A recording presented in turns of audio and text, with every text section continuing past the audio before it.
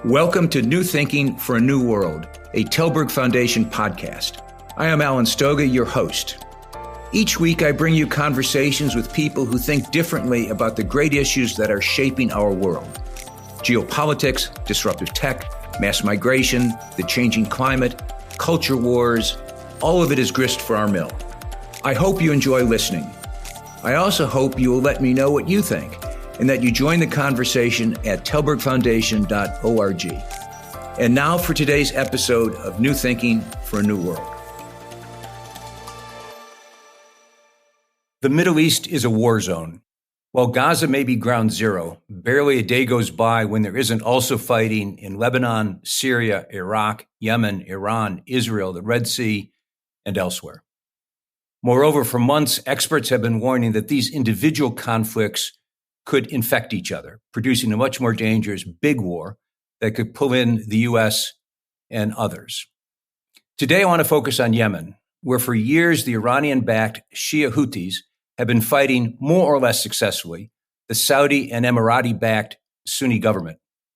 Why does that matter to anyone outside Yemen? First, the Houthis are an integral part of Iran's coalition of militias across the region. Second, for months, the Houthis have been attacking ships going through the Red Sea with an important consequence for international shipping. Third, a recent Houthi drone attack on Tel Aviv led Israel to launch a spectacular air assault on the Yemeni port of Hodeida. Arguably, that disproportionate violence was aimed not as much at Yemen or the Houthis as it was at Iran. My guest today can help us make sense of all this and perhaps to imagine how to get off an escalator that seems to be heading in the wrong direction. Allison Minor is an American Middle East expert currently at the Brookings Institution in Washington. She recently served as Deputy Special Envoy for Yemen at the U.S. State Department, which means I have to tell you up front that what she says today are her views and not those of the American government. Welcome, Allison, to New Thinking for a New World. Thanks for having me on, Ellen. Let's start with the Houthis themselves. Who are they and what do they want? So the Houthis emerged as a religious revivalist movement in northern Yemen a few decades ago. Northern Yemen, where the Houthis are from, was a highly marginalized part of the country that the former ruler dictator of Yemen, Ali Abdullah Saleh, had purposely sought to marginalize, to constrain developmentally, in part because of Yemen's history. So prior to the 1960s, northern Yemen was ruled by an imamate. And that imamate was led by a class in Yemen who believed themselves to be descendants of the Prophet Muhammad, this Sayyid class. And the Houthi family count themselves among this class. That imamate was overthrown in the 60s, and Yemen became a republic, which eventually was led for decades by former President Saleh. So Saleh always saw this Sayyid class and their heartland in northern Yemen as a threat to his legitimacy and sought to suppress them. So the revivalist movement that the Houthis grew out of was in part a response to this marginalization, but it also has deep religious and ideological foundations. So the Houthis and about a third of Yemen are a sect of Shia Islam. It is drastically different than the type of Shia Islam we see in places like Iran. Ideologically, it actually more closely resembles the religious beliefs of the dominant Sunni sect in Yemen. But the Houthis the founder of the Houthis used these religious beliefs to foment support among this revivalist movement. And this really gained steam after the U.S. invasion of Iraq and Afghanistan.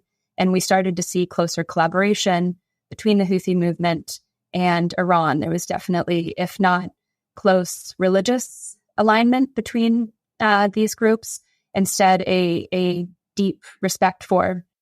I want to come back to Iran in some detail in a moment, but perhaps you can give us a sense of what the Houthis want both within Yemen and maybe outside Yemen. So the Houthis' goal, first and foremost in Yemen, is to reassert control of the country. The Houthis control most of historic northern Yemen. You might know that Yemen used to be divided into two, northern Yemen and southern Yemen, up until the 90s.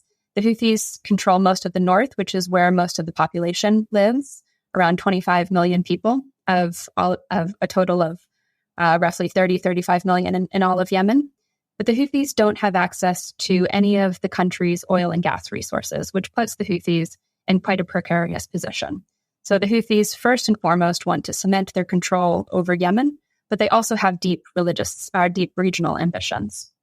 If you listen to some of the Houthi ideology, they say that they want to liberate Mecca and Medina, of course, which exists inside of Saudi Arabia, but also Jerusalem. So I think while these might be highly aspirational goals for the Houthis, they certainly want to prove themselves as a major regional player, even as they continue to work on cementing their control of Yemen itself. And they have been fighting what was then the government in Sana'a since early in the 21st century. And as you've just said, thus far have succeeded in controlling a fair amount of the population, but have fought both the Saudis and the Emiratis, who are on the other side of this battle, more or less to a standstill. The Houthis seized the upheaval following Yemen's version of the Arab Spring in 2011, actually allying themselves with the former dictator of Yemen, who was overthrown as part of that Arab Spring process, to disrupt the transition process and seize control of the capital in 2014. As they began to assert their control and push the democratically elected president out of power, a Saudi-led coalition intervened to try to reinstate that government beginning in March 2015. That campaign, while it did push the Houthis out of some portions of southern Yemen, largely ground to a standstill as we approached 2020. And after persistent efforts from the UN, supported by the US and other members of the UN Security Council, the UN managed to negotiate a truce between the Houthis and other Yemeni parties overseen by the internationally recognized government of Yemen in April of 2022. That truce significantly decreased fighting inside of Yemen. It also halted the major cross-border attacks that were occurring between the Houthis and Saudi Arabia and the UAE. During these several years of war, the Houthis had really honed their capabilities with both missiles and drones to conduct very sophisticated attacks. And we've seen those capabilities at play since October 7th, both with the Houthi attacks on maritime shipping, but also, of course, on July 19th, the attack on Tel Aviv that killed one person and injured several others. Both of which we need to talk about in some detail, but to set the frame of that, what is the Houthi relationship with Iran? As you said, they are at a very meta level, co-religionists, although dramatically different sects within Shia. And this is it's clearly much less about religion than it is about other kinds of support, interaction, and ambitions. How would you characterize their relationship to the Iranians? Iran has definitely been absolutely essential to the growth of the Houthi movement, and particularly the growth of their external attack capabilities, their missile and drone capabilities. Much of what they use in these attacks is Iranian technology, developed with Iranian expertise. And the partnership between the Houthis and Iran has grown. Iranian support for the group increased significantly after they began to demonstrate themselves as a really effective way to counter Iran's main rival in the region, Saudi Arabia. Religiously, we have seen some growing ties between the Houthis, while they do come from a sect of a branch of Shia Islam that is far different from the 12-verse Shia Islam of Iran. The Houthis have started to adopt beliefs and practices that more closely resemble those in Iran, which is noteworthy because Yemen previously did not kind of align to this same type of sectarian Sunni Shia divide that other countries in the region did. And one of the consequences of the conflict inside Yemen over the past decade is that growing sectarian divide in the country and religious tensions between Sunni and Shia Muslims in the country. I do think it's important to note when we're talking about the Houthi and Iran relationship that the Houthis are not an Iranian proxy. The Houthis see themselves as a partner of Iran not as a proxy. And Iran does not really have the ability to fully dictate Houthi behavior. The Houthis have demonstrated that they will take actions even when they are counter to Iranian interests if they believe it is in their interest. We saw this most dramatically in 2019 after there's a major attack on Saudi oil facilities in Abqaiq that the Houthis eventually claimed credit for. Iran was attempting to use the Houthis at that time to stoke regional conflict with Saudi Arabia.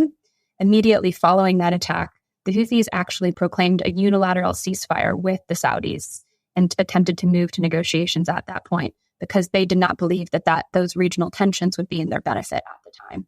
So I think we need to remember that in this moment that the Houthis' ambitions are bigger than being an Iranian proxy. And particularly now, they've demonstrated that they are both a more aggressive actor than Iran and capable of taking greater risks than Iran is in this current moment. And I think as we see the Houthis continue to assert their independence and to build out networks, both within the Iranian axis of resistance, but also beyond, we've seen reports of Houthi cooperation with al-Shabaab in the Horn of Africa, growing reports of Houthi cooperation with Russia.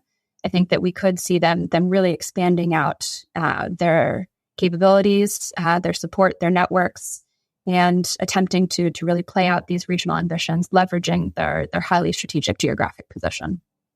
Those are incredibly important points. In the last week, in conversations with various people in the Middle East, I keep on hearing the metaphor, the octopus metaphor. And it clearly is wrong. The octopus being the head of the octopus, Iran. They have all these tentacles, one of which is Yemen, which implies not just control, but complete ownership. And clearly, as you said, your view is that wildly exaggerates both the degree of control from Tehran, but also the degree of independence from Sana'a, from the Houthis.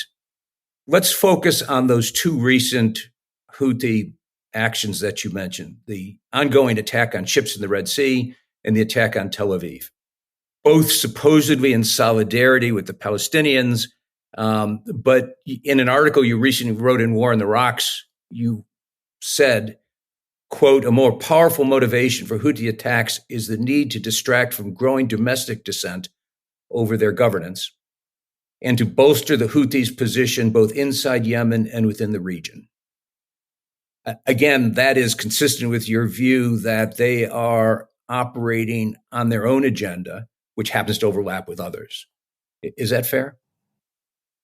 I think that's true. I think the Houthi motivations for their attacks on Israel and their attacks on maritime shipping are really threefold. First is that attempt to combat Israel, to defend what they see as the Palestinian cause. Second, it is their relatively precarious domestic situation. Since April 2022, Yemen has been in a situation that many Yemenis call no peace, no war. So we are not seeing active fighting on the ground, but nor has there been a political process that actually brings some degree of political and economic stability to the country. Because the Houthis do not control access to any of Yemen's oil and gas resources, their revenues are actually quite limited. A few years ago, the UN estimated that annually the Houthis take in less than $2 billion a year, and that's to control a population of roughly 25 million Yemenis. It's simply not sustainable. And so we are seeing the Houthis' failure to pay public sector salaries, failure to provide basic services, and on top of an extremely repressive system of governance, we were seeing growing dissent within Houthi-controlled parts of northern Yemen until October 7th. Following October 7th and these highly successful attacks that the Houthis have conducted, especially on maritime commerce, they've been able to reassert this narrative of themselves as the sole defenders of Yemen against external aggression. And because support for the Palestinian cause is quite strong across Yemen, it has really bolstered their legitimacy inside of the country and distracted from their failures in governance. And then the third motivation is, as you mentioned, the Houthis' regional ambitions. As I mentioned previously, they do really see themselves as a major regional player. And these attacks have been a highly effective way to demonstrate that they can withstand military pressure from some of the most powerful militaries in the world, the United States, the United Kingdom, and Israel, and have an impact on global commerce. We've seen a fourfold increase in the costs of global container shipping. These are the containers that carry the commercial goods that you and I depend on, and really disrupting maritime traffic in a major global waterway. So those consequences are, far and above what we would expect from a group the size of the Houthis. The Tel Aviv attack got everyone's attention. They flew a drone some 16 hours, more than 2,600 kilometers, to reach Tel Aviv. I knew they were good and even innovative in the drone space. I've just read a report recently out by ACLID that goes in some detail about their drone capacities. It's downright scary. It's a bit like the Chinese using American technology back 20 years ago. They clearly have taken the Iranian technology and are developing really impressive, incredibly cheap, but effective technologies. It's true. And I think they've really used roughly a decade of war to hone their capabilities. It's been a highly effective training ground for the Houthis, but also for the Iranians who have used the Houthis to kind of test out this new technology. So we're seeing, very rapid advances in drone technology globally. Of course, you mentioned the July 19th attack, but I think it's also important to look at Houthi advancements with sea drones, with these unmanned surface and underwater vessels that successfully earlier this summer actually sank a ship. So this is new technology that could pose a significant threat to maritime traffic. And of course, we're seeing that currently with the Houthis, but I think it's, this kind of asymmetric, rapidly evolving technology is something that we're going to have to cope with, not just with the Houthis, but with similar strategically placed malign actors who are going to increasingly be able to gain access to this technology, especially if we see the kind of growing coordination between the Houthis that we're hearing about with al-Shabaab, but also other members of Iran's axis of resistance. One thing that I am concerned about is the increase in coordinated attacks between the Houthis and other members of the axis of resistance of Iranian-backed groups. The Houthis announced in May that they were formally coordinating with Iraqi militia groups in their attacks, and they actually claimed a couple of joint attacks earlier this summer. One of the potential reasons that the Israelis failed to detect and earlier detect and shoot down the Houthi drone on July 19th was that they were simultaneously battling a drone from Iraq. It's unclear if the July 19th attacks were coordinated, but I do think we're going to see an uptick in these kinds of coordinated attacks that are more difficult to defend against. And we could potentially even see that in response to the recent Iranian killings of both senior Hamas and Hezbollah commanders late July. What do war lessons from Gaza, rethinking education, peace in Ukraine, and visionary leadership have in common? They are all themes from recent episodes of this podcast. Check out more episodes on tallbergfoundation.org or on a platform of your choice. I've seen reports of joint operations centers, not just between the Houthis and the Iranians, but all sorts of characters, the Iraqis, etc. I had not thought of the possibility that they, given their expertise and their experience, become another relay point to organizations that aren't as sophisticated as they have become, like al-Shabaab, but others around the region, both the immediate region and those tentacles. I go back to my octopus. I'm not sure who's the head of it or the brain of this thing anymore, but those tentacles. So Yemen, which I want to underline, is not just a dot on the map, but it's now becoming a player in a much larger and increasingly dangerous conflict. No, I very much agree. And I think, coordination between the Houthis and even just looking within Iranian-backed groups in the axis of resistance, because there is direct coordination between the Houthis and some of these groups, including Shia militant groups in Iraq, it's creating a much faster proliferation of expertise and of technology, and potentially a much faster proliferation of chaos than Iran could have ever orchestrated itself if it were actually centrally managing all of these relationships and all of these operations. So I think it's another reason why it's important to kind of think beyond this pure proxy framing of the situation. Let's stay with July 19th just for one more question. Part of what was so spectacular was that after a whole series for months and months of American, UK, others battling with the Houthis over specific incidents, the Israelis responded dramatically. They attacked Hodeida with a really impressive air assault that left the port burning for several days. In one sense, and I used this word earlier and it may be inappropriate, it does seem an exaggerated response given what happened in Tel Aviv. But on the other hand, it clearly was, the Israelis clearly were responding to something much bigger than just that one attack on one apartment building. Is that your view?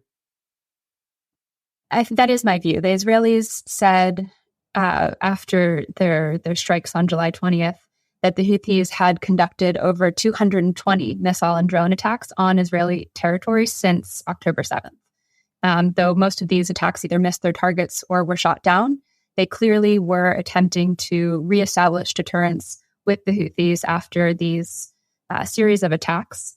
But Netanyahu, when he visited Washington, was also very clear that their view is that when they are combating the Houthis, they are combating Iran. So I think you're right to say that the Houthi or the Israeli response to the Houthi attacks was very much part of an attempt to signal to Iran and its partners in the region that they will respond very strongly to any continued attacks. That being said, I do not think the Israeli strikes were successful in reestablishing deterrence with the Houthis. Quite the opposite. The Iranian strikes gave something that to the Houthis that they've been seeking for years, which is direct conflict with Israel, with what many inside of Yemen seem to be as the ultimate foe.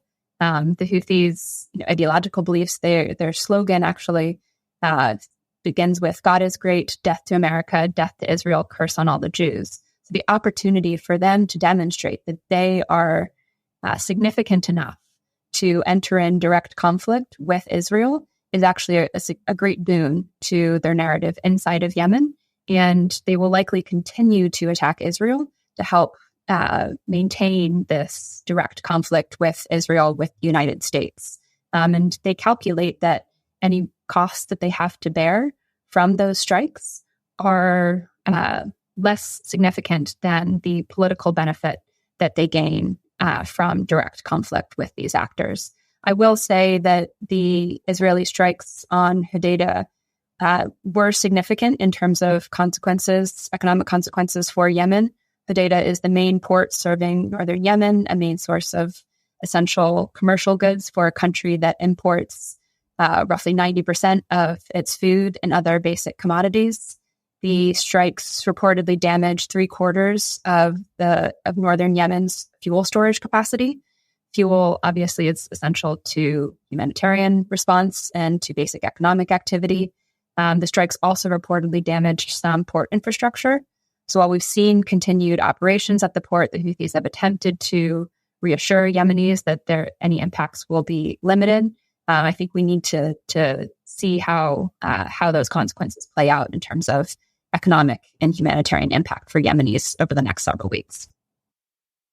Allison, I've got to say that as you were describing the response in Yemen to being attacked by the Israelis, all I could think of was Alice in Wonderland.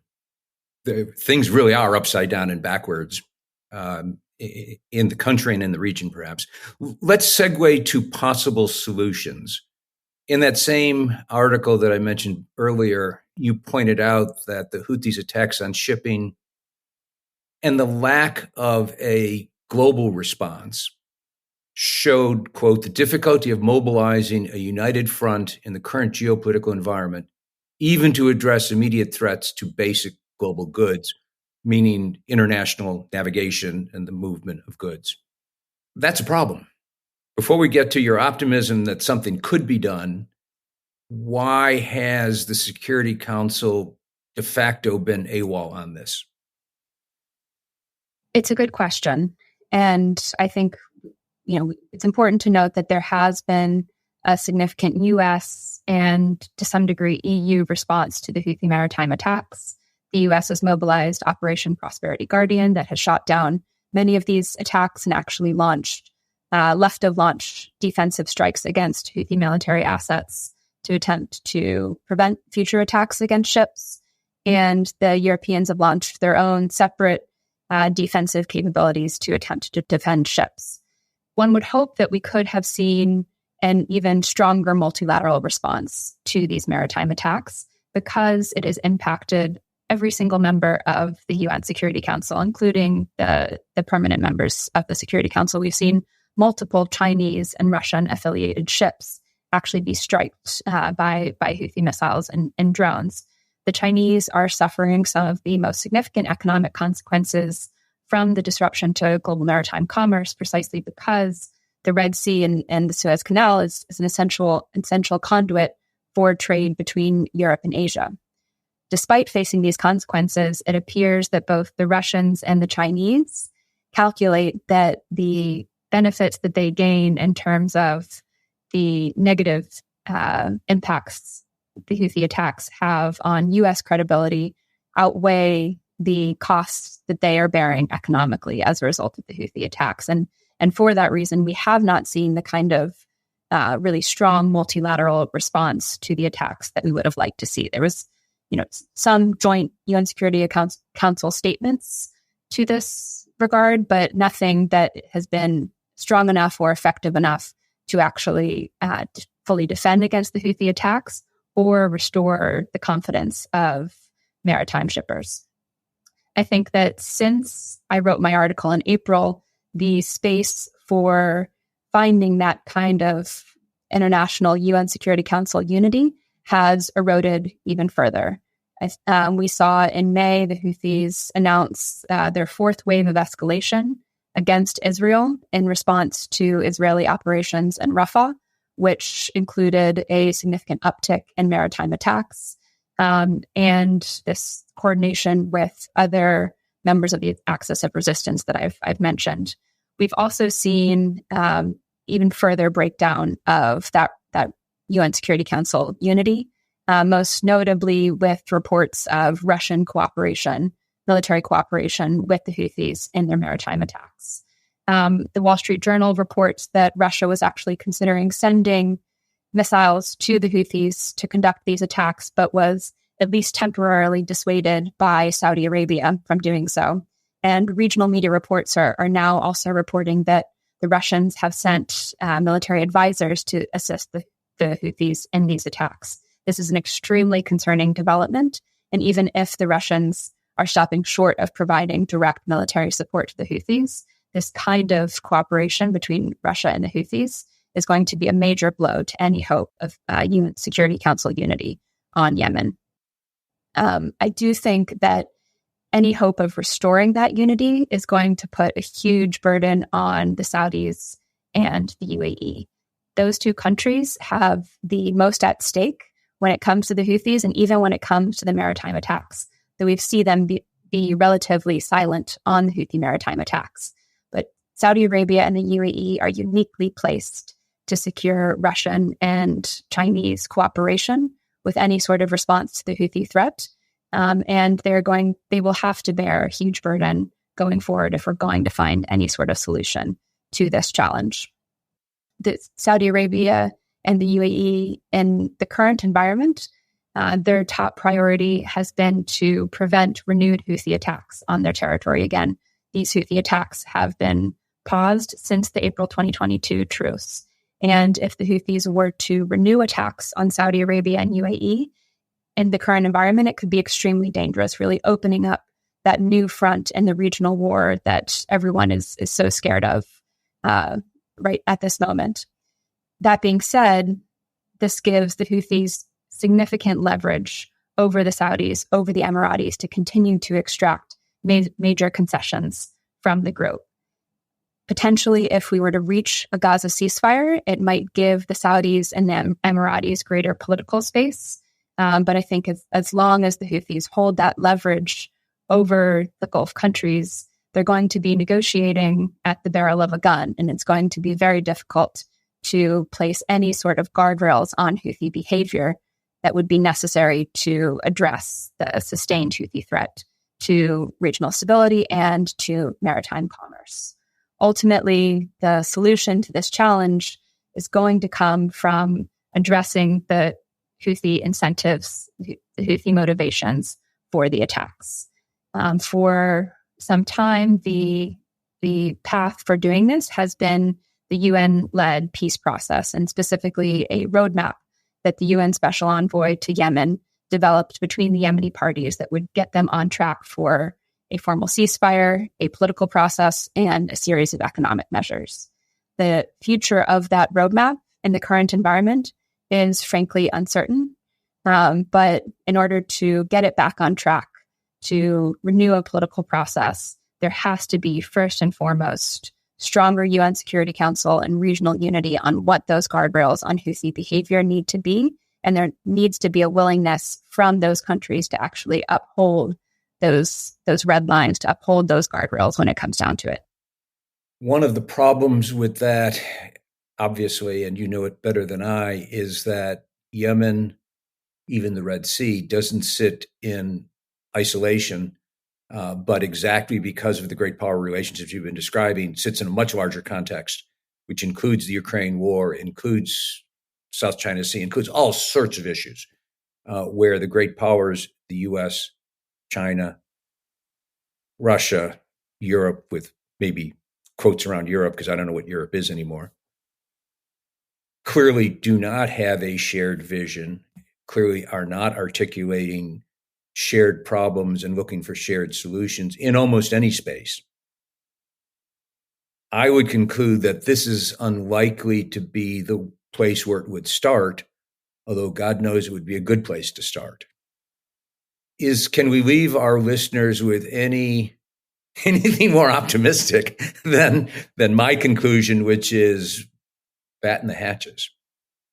And it's unfair. I apologize for asking you to pull a Wizard of Oz here. No, it's a fair question. Unfortunately, I think there's not a lot of space for optimism now, and I think a lot of that stems from the fact that the Houthis are very likely here to stay. Absent some sort of major ground offensive that pushes the Houthis out of northern Yemen, that no one in the region or internationally seems to have any appetite for, we're going to be dealing with the Houthis for the next few decades. The question is, can we moderate Houthi behavior? Can we take steps to address their extremely high risk tolerance and aggressive posture? And I would say in the current environment, it is very difficult. And it is very difficult in part because of the posture of regional actors like Saudi Arabia and the UAE. The one hope comes from if we can get to a Gaza ceasefire. I want to be very clear that I see a Gaza ceasefire as a necessary but not a sufficient step to addressing the Houthi threat. I think that there are some observers and unfortunately some policymakers who hope that the Houthi threat will simply disappear after we get a Gaza ceasefire.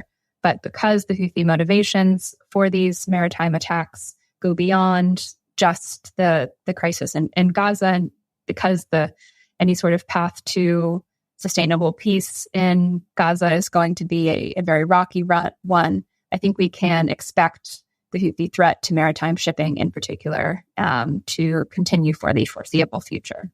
But if we can get to a Gaza ceasefire, it will open up greater political space. And that's the moment in which we need to see much stronger leadership from Saudi Arabia, from UAE, try to chart a path forward. If the Houthis won their war in Yemen, or to be more precise, captured Marib and the oil fields so they have revenues,